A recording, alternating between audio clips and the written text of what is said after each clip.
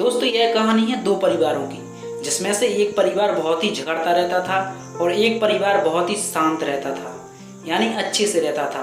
तो दोस्तों यह कहानी पूरी सुनना और इससे जो सीख मिलेगी वो आप हमें कमेंट में ज़रूर बताना। तो दोस्तों चलिए इस कहानी को शुरू करते हैं। यह कहानी दो परिवारों की है, दो अलग परिवार जिनमें सदस्य तो एक बराबर थे, लेकिन एक में हमेशा झगड़ा होता रहता था, वहीं दूसरे में लोग बेहद शांत और सुख से रहते थे।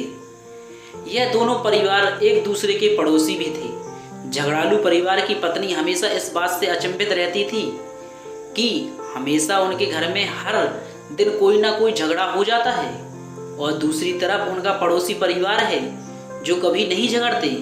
एक दिन उसने अपने पति को पड़ोसियों पर नजर रखने के लिए कहा और यह पता करने के लिए कहा कि जरा देखो तो इनके इतने शांत और मिलजुल कर रहने का राज क्या है।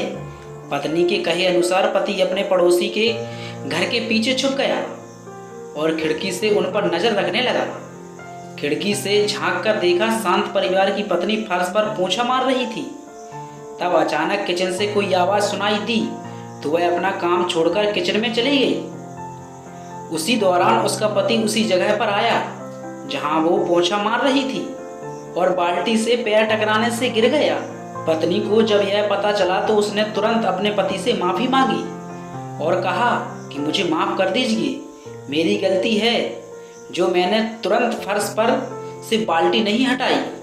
तब पति बोला, नहीं, मैं इसमें तुम्हारी नहीं, मेरी ही गलती है, मुझे ही देखकर चलना चाहिए था। यह घटना देखकर उसकी खिड़की से झांक रहा झगड़ालू परिवार का पति सारी बात समझ गया। वह अपने घर लौट आया। जब उसकी पत्नी ने पूछा कि तुम्हें पता चला कि क्या राज है, तब वह बोला, हाँ पता चला।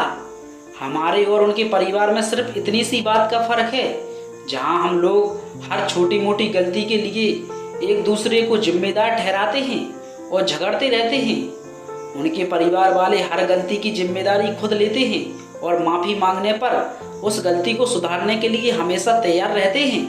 परिवार हो या कोई भी रिश्ता तभी अच्छे से चलता है जब अभिमान को दूर रखा जाए। हमेशा मैं ही सही हूँ और मैं कोई गलती कर ही नहीं सकता, यह एटीट्यूड के साथ कोई भी परिवार या रिश्ता ज़्यादा चल नहीं सकता। तो दोस्तों आपको यह छोटी सी कहानी कैसी लगी? अगर आप भी ऐसी कहानियाँ सुनना चाहते हैं तो आप हमारे इस चैनल को सब्सक्राइब जरूर करें और मिलते हैं अगली कहानी में। जब तक के लिए जय हिंद। दोस्तों आप लोग हमारे इस चैनल को सब्सक्राइब नहीं करते हैं और वीडियो को पूरा तो देख लिया करो।